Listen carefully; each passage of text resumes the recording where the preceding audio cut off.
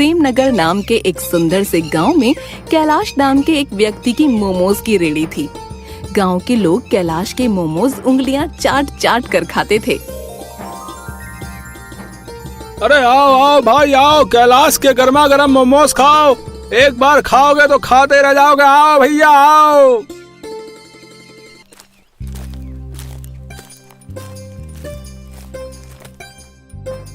अरे कैलाश भाई जल्दी से मेरे लिए एक प्लेट गर्मा गर्म मोमोज लगा दो।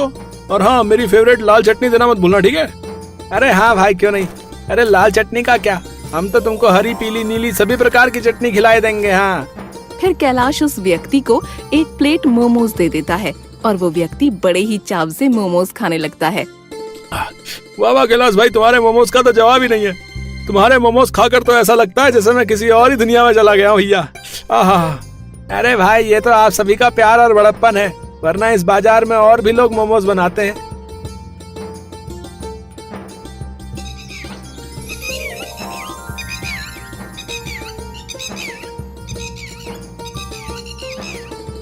शाम तक कैलाश के सारे मोमोज बिक जाते हैं और वो अपनी रेहड़ी को लेकर घर आ जाता है।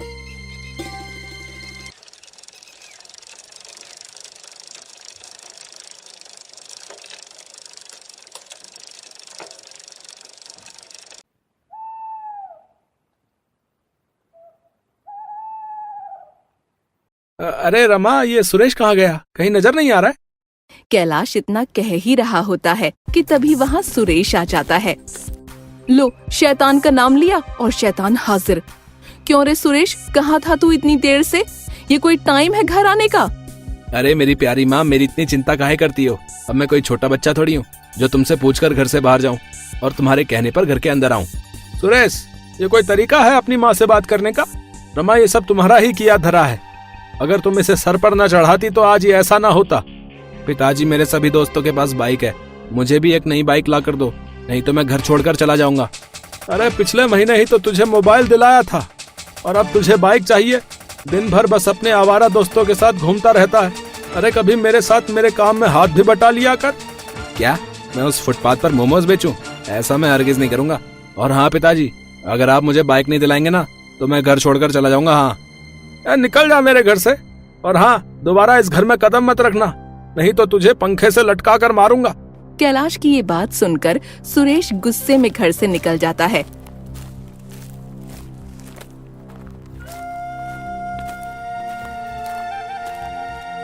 आपको उससे ऐसा नहीं कहना चाहिए था, वो इतनी रात को कहाँ जाएगा?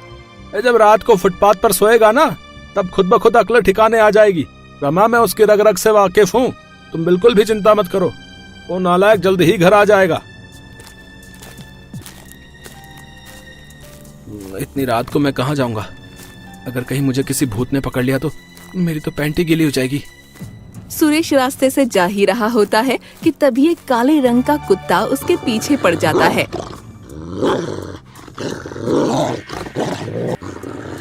अरे मम्मी, कोई बचाओ। अरे बाप रे, अरे ये मेरे पीछे कुत्ता कहाँ से आ गया? अरे कोई मुझे इस कुत्ते से बचाओ, नहीं तो ये मुझे कच्चा चबा जाएगा।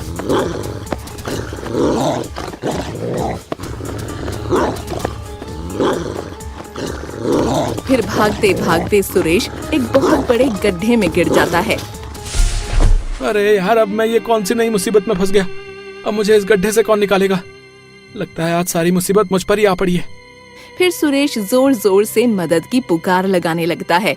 अरे कोई है? अरे कोई मुझे इस गड्ढे से बाहर निकालो। अरे अंदर बहुत मच्छर काट रहे हैं यार। अरे कोई बचाओ।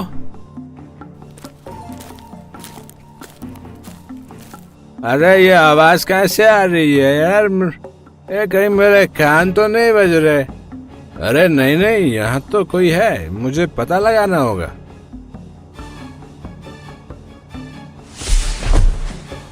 अरे मेरी इन आँखों को इतना बड़ा गड्ढा नहीं दिखा। ये तो गलत बात है, मैं अपनी दोनों आँखों को फोड़ डालूंगा। ये तू कैसी बहकी बहकी बातें कर रहा है बेवड़े? और तुझसे किसने कहा था इस गड्ढे में गिरने को? मम्मी, कोई मुझे इस गड्ढे से बाहर निकालो, नहीं तो मैं मर जाऊंगा यार। कोई मुझे बचाओ। अरे ये तू कैसे बच्चों की तरह रो रहा है रे?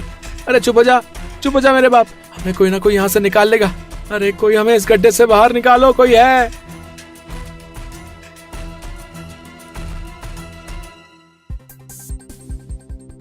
रात के समय दरोगा जी अपने घर जा रहे होते हैं कि तभी उनके कान में सुरेश की आवाज टकराती है और वो हवलदार तावड़े से कहते हैं, अरे तावड़े, ये आवाज कहाँ से आ रही है? लगता है कोई मदद के लिए पुकार रहा है। और तभी उन दोनों को एक बड़ा सा गड्ढा दिखाई देता है। साहब जी, ये आवाज शायद उस गड्ढे से आ रही है, हमें उसके पास जाकर देखना चाहिए।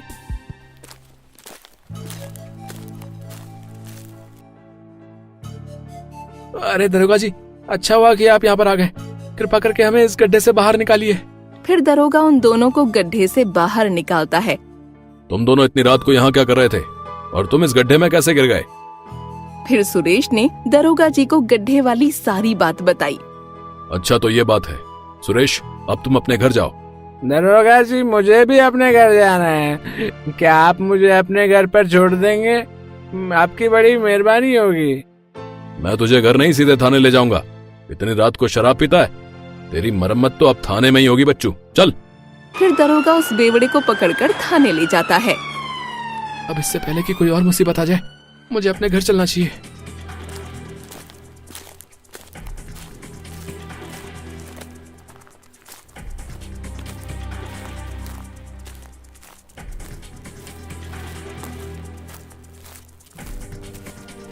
अरे ये कुत्ता तो फिर से मेरे पीछे पड़ गया।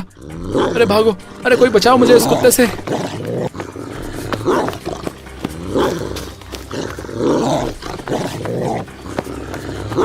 फिर सुरेश भागते भागते अपने घर पहुंच जाता है। माँ, पिताजी, जल्दी दरवाजा खोलो, नहीं तो ये कुत्ता मुझे काट लेगा। सुरेश की आवाज सुनकर रमा और कैलाश आते हैं और घर का दरवाजा खोलते हैं। अरे क्या हुआ सुरेश, तो इतना हाफ क्यों रहा है? आखिर बात क्या है? अरे माँ, मेरे पीछे एक काला कुत्ता पड़ गया था, मुझे जल्दी घर के अंदर छुपा लो, नहीं तो वो कुत्ता मुझे काट लेगा। हम तुझे घर के अंदर तभी आने देंगे जब तू मेरे साथ मेरे काम में हाथ बटाएगा। हाँ ठीक है पिताजी, कल से मैं आपके साथ मोमोज की रेडी लगाऊंगा और मैं आपको भी कभी परेशान नहीं करूंगा। सुरेश की ये बात सुनकर कैलाश बहुत ही ज्यादा खुश हो जाता है।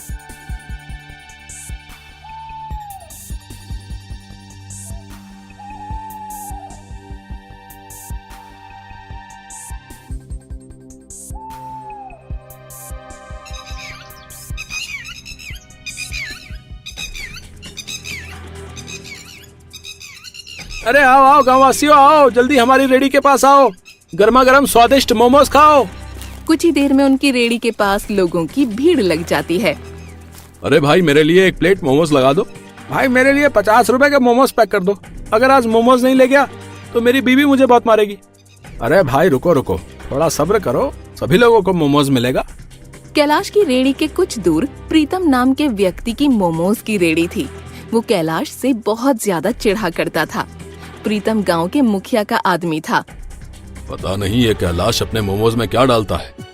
जब से इसने यहाँ मोमोज की रेडी लगानी शुरू की है, तब से मेरा एक भी मोमोज नहीं बिका।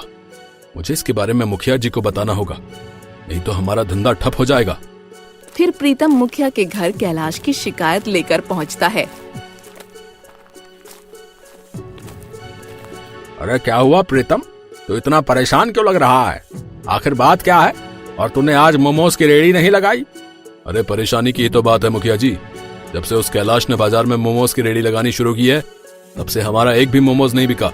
मुखिया जी, उस कैलाश का कुछ करिए, नहीं तो हमें किसी दिन कटोरा लेकर सड़क पर भीख मांगनी होगी, बता रहा हूँ। मैंने उस कैलाश को कई बार मना किया है कि वो अपनी रेडी को वहाँ से हटा ले, लेकिन तुम चिंता मत करो प्रीतम, मैं उस कैलाश को ऐसा सबक सिखाऊंगा कि वो जिंदगी भर मोमोज नहीं बेच पाएगा। हाँ।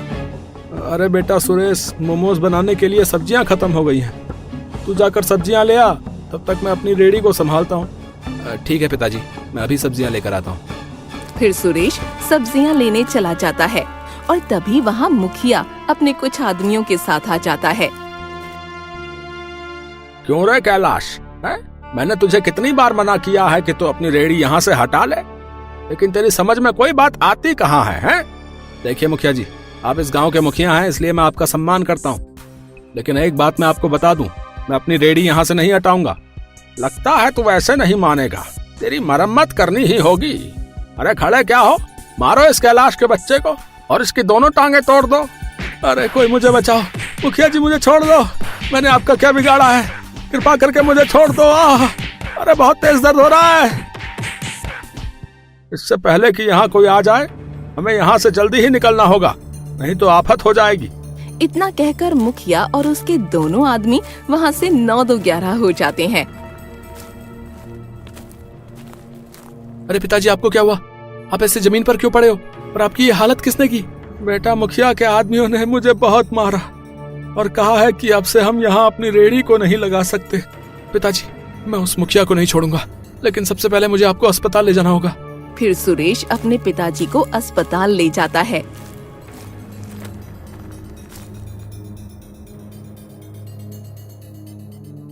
देखिए, आपके पिताजी 1-2 महीनों तक चल नहीं सकते। उनके पैरों में गहरी चोट आई है। बेहतर होगा कि वो 1-2 महीने घर पर ही आराम करें। फिर सुरेश अपने पिताजी को लेकर अपने घर आ जाता है। अरे सुरेश, ये तेरे पिताजी को क्या हुआ? माँ, ये सब कुछ उस मुखिया का किया धरा है। मैं उसकी शिकायत दरोगा जी से करूंगा। मैं उस मुखिया को छोड़ूंगा नहीं। बेटा, अभी हम उस मुखिया का कुछ नहीं कर सकते। हमारे पास उसके खिलाफ कोई ठोस सबूत नहीं है। अगर हमने उसकी शिकायत दरोगा जी से की तो वो हम पर विश्वास नहीं करेंगे। तुम ठीक कहती हो माँ। पहले हमें उसके खिलाफ कोई ठोस सबूत ढूंढना होगा, तभी हम उसको सजा दिला सकेंगे।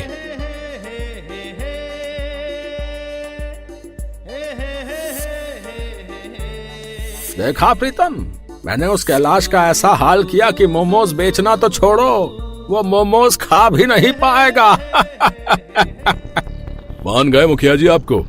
अरे इस गांव में आज तक कोई पैदा नहीं हुआ जो आपसे टक्कर ले सके। हाँ चल, अब ज्यादा मस्का मत लगा और मोमोज बेचकर मुझे अच्छा मुनाफा ला कर दे। हाँ, लेकिन मुखिया जी, ज्यादा मुनाफा कमाने के लिए हमें क्या करना होगा? इसका भी उपाय है मेरे पास। तू मोमोज में नशीली दवाई मिलाकर बेचना, जिससे लोगों को नशा आएगा और वो मोमोज खाने रोज आएंगे।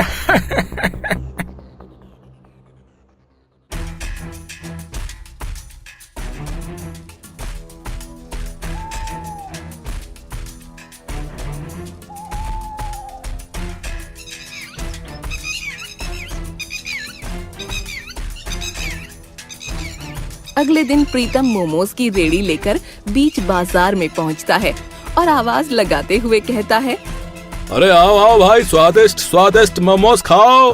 प्रीतम के स्पेशल चिकन मोमोज। क्या चिकन मोमोज? भाई, इसका नाम तो मैंने आज तक नहीं सुना। ऐसा करता हूँ, एक बार इस प्रीतम के चिकन मोमोज खाकर देखता हूँ। भाई, मेरे लिए 1 प्लेट चिकन मोमोज लगा दो। मैं भी तो देखूं तुम्हारे मोमोज में आखिर दम है भी कि नहीं। अरे भैया जी, अगर आपने मेरे एक बार चिकन मोमोज खा लिए ना तो रोज रोज खाने आओगे। हाँ। फिर प्रीतम उस व्यक्ति को 1 प्लेट नशीली दवाई वाले चिकन मोमोज खाने के लिए देता है।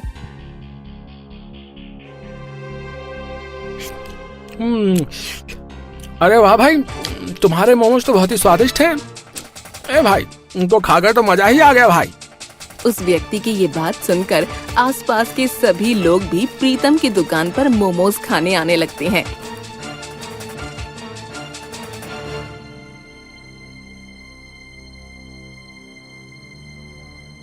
शाम तक प्रीतम के सारे मोमोज बिक जाते हैं।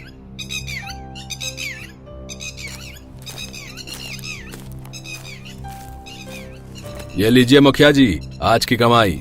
आज तो हमें दुगना मुनाफा हुआ है। हाँ, कैसी लगी मेरी तरकीब? अब तू रोज मोमोज में नशीली दवाई मिलाकर बेचना, जिससे हमारा मुनाफा दुगना से तिगुना हो जाए।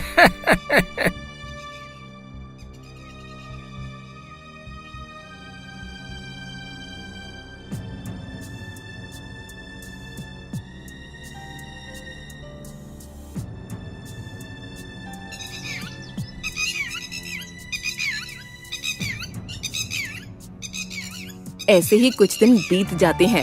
प्रीतम रोज नशीले मोमोज बेचता रहा और अब तो उसने हद ही पार कर दी। वो मोमोज बनाने के लिए चिकन की जगह कुत्ते का सड़ा मांस इस्तेमाल करने लगा ताकि उसका मुनाफा और अधिक हो सके।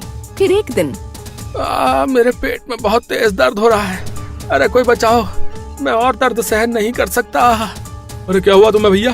अरे भैया, जल्दी ही हमें इसे अस्पताल ले जाना होगा, नहीं तो ये यहीं पर अपना दम तोड़ देगा। फिर कुछ लोग उस व्यक्ति को अस्पताल में भर्ती करा देते हैं। धीरे धीरे गांव के अधिकतर लोगों की तबीयत खराब हो जाती है और ये बात सुरेश के कानों तक भी पहुंच जाती है। अरे माँ, तुम्हें पता है गांव के अधिकतर लोग बीमार हो गए।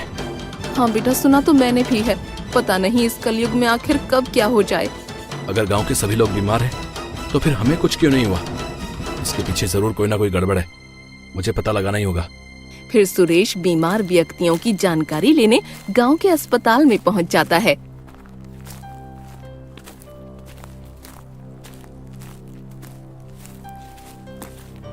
डॉक्टर साहब, गांव के सभी लोग अचानक बीमार कैसे हो गए?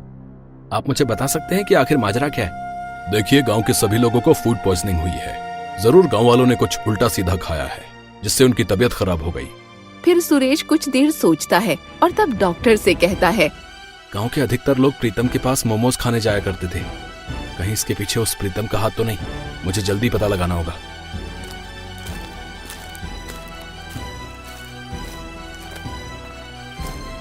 जैसे ही प्रीतम रोज की तरह मोमोज में नशीली दवाई और कुत्ते का मांस मिला रहा होता है, तभी सुरेश पीछे से अपने फोन में उसकी वीडियो बना लेता है और जाकर दरोगा जी को बता देता है।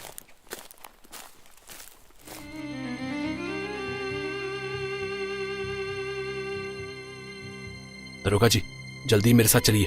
वो प्रीतम अपने मोमोज में नशीली दवाई और कुत्ते का मांस मिला रहा है। ये तो क्या कह रहा है सुरेश? और हम तेरी बात पर कैसे विश्वास कर लें? आखिर तेरे पास क्या सबूत है? जब वो मोमोज में नशीली दवाई मिला रहा था तब मैंने अपने फोन में उसकी वीडियो बना ली थी। फिर सुरेश दरोगा जी को वो वीडियो दिखाता है। अरे ये सुरेश तो सही कह रहा है, हमें जल्द ही इस प्रीतम के बच्चे को पकड़ना होगा, नहीं तो ये गांव के सभी लोगों को बीमार कर देगा।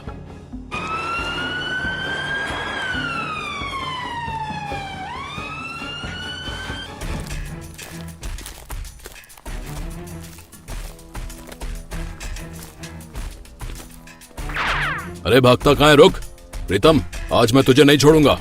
अरे नहीं नहीं दरोगा जी, मैं भाग थोड़ी रहा था, मैं तो बस जॉगिंग कर रहा था। अरे तेरी जॉगिंग तो अब मैं जेल में कराऊंगा। पहले ये बता कि तू इन मोमोज में आखिर मिलाता क्या है? कुछ भी तो नहीं दरोगा जी, जैसे मोमोज को बनाया जाता है मैं तो रोज वैसे ही मोमोज बनाता हूँ। ज्यादा शान पत्ती करने की जरूरत नहीं है, समझा? तू इन मोमोज में नशीली दवाइयाँ और कुत्ते का मांस मिलाता है। बेटा मेरे पास तेरे खिलाफ सबूत है, समझा? फिर दरोगा प्रीतम को वो वीडियो दिखाता है और उसकी सारी सिट्टी पिट्टी गुल हो जाती है। मुझे छोड़ दीजिए दरोगा जी, ये सब मुझे मुखिया जी ने करने के लिए कहा था, कृपा करके मुझे छोड़ दीजिए। ओह, तो ये सब मुखिया का किया धरा है। चल अब हमें उस मुखिया के घर ले चल। चल। फिर प्रीतम दरोगा जी को मुखिया के घर पर ले जाता है। अरे दरोगा जी, आप यहाँ? क्या बात है, आइए बैठिए, मैं अभी आपके लिए चाय पानी मंगवाता हूँ। चाय पानी बाद में पियेंगे मुखिया, पहले ये बता, क्या तू ही इस प्रीतम को मोमोज में नशीली दवाई मिलाने के लिए कहता था? अरे नहीं नहीं दरोगा जी, ये आप कैसी बातें कर रहे हैं? मैं तो इसको जानता भी नहीं। अरे नहीं दरोगा जी, ये मुखिया झूठ बोल रहा है। किसी ने मुझे मोमोज में नशीली दवाई मिलाने को कहा था ताकि इसका मुनाफा ज्यादा हो सके। गलती तो तुम दोनों की है, सजा तो तुम दोनों को बराबर मिलेगी। हवलदार, गिरफ्तार कर लो इन दोनों को। फिर दरोगा मुखिया और प्रीतम को पकड़ कर ले जाता है।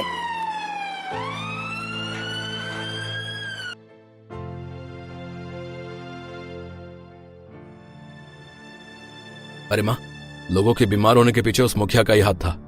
आज उस मुखिया को पुलिस पकड़ कर ले गई। अच्छा ही हुआ जो उस मुखिया को पुलिस पकड़ कर ले गई। जो दूसरों के साथ बुरा करता है, अंत में उसके साथ भी बुरा होता है। कुछ दिन बाद सुरेश के पिताजी की तबीयत भी ठीक हो जाती है और फिर से वो दोनों अपने मोमोज की रेडी लगाने लगते हैं और दिन दुगनी रात चौगुनी तरक्की करने लगते हैं।